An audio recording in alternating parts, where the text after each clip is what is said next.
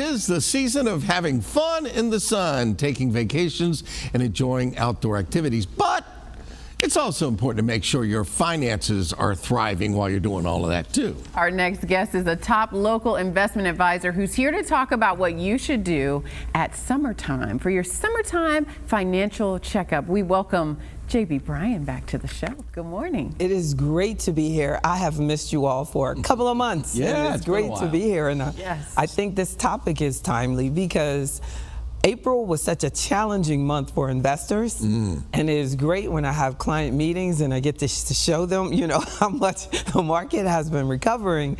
I say that today, and it might, by the time the show's over, hang on. Say it too loud. exactly. But the snapshot, of how much this year has been through so many different changes that talking about mid-year, summertime, financial checkup is great. Great discussion. Everybody goes on vacation and they say, well, I'm going to take my book, I'm going to read on the beach and everything. But before you do that, you might want to take a look because, like you said, it's been a little up and down here. Yes. So your financial goals, do they need to change with that? No. Say you started the year, say they were watching us and we're talking about goals for the year and all this stuff. So you set these goals, but then you became terrified, all of these political discussions and different talks that are going on. So you changed everything, even your investment portfolio, God forbid. But even though we said stay focused on long-term goals, it's hard for a lot of people to do that. When you're watching it go down. That's right. That's right. That's right. They can't imagine a day like today or the day. So they have to look now at what have I done? Have I actually changed my portfolio? Have I changed my long-term financial goals? Most importantly, if I have changed my goals where, hey, I'm going to retire this year, there might be some federal employees out there watching who didn't think they were going to retire this year in January, but then all of a sudden they took an offer or things. So this is very important that you review what are your goals and what type of changes do you need to talk to your financial advisor about to make sure you achieve your long-term financial goals and short-term financial goals. Certainly. I mean, you think about how much has changed or could have changed in the last 6 months or so, and really making sure you're on track. Now, when we think about credit, where does credit fall into this, and how do you make sure that your credit score, if it took a dip in the midst of everything that was going on, that we get it back to a place of strength? Great point, because a lot of people have added to their debt positions. They have been, statistics have shown that more than ever people are using their credit cards. Car payments are bigger than ever. So your debt ratio might be higher, it might be impacting your credit score. You need to know. Even though a lot of times we're encouraging investors to check once a year, I say check it now because of all of this technology.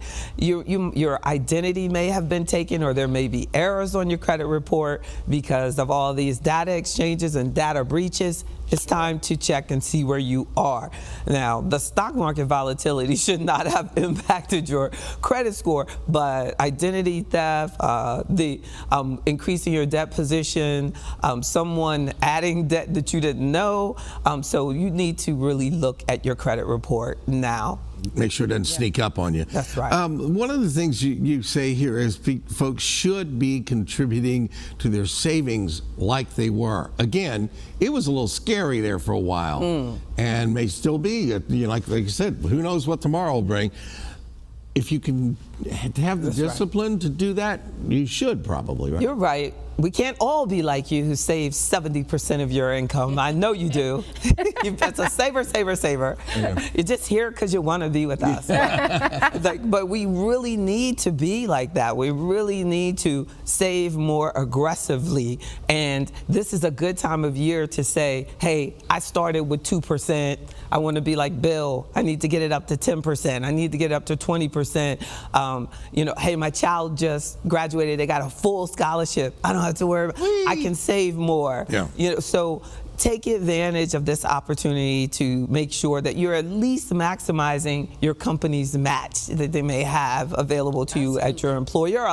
Millions of people don't even do it up to the company match. That's And free money. That is so important, because I think sometimes when you start a job and you've been there for a long time, you might not be going back as you're getting increases or That's right. cost of living That's increases right. and adjusting your savings. That's And so right. that is so important, because that also comes back to right. your budget now and your That's budget right. in the future, That's especially right. after retirement. And you with phrasing all of little that. ones, it's hard for you and your husband to imagine. Well, when they get bigger and they're full scholarship recipients, you'll have all that extra money. Yes. Key phrase in all of that, Yes. free money. Free money. You heard the free Thank you. money part. I heard That's that part. Right. Get We want to the thank free JB for money. coming in Thank again you. today. Great advice. Thank you. Always. Thank you. JB Bryant offers free financial workshops and webinars. Registration is required.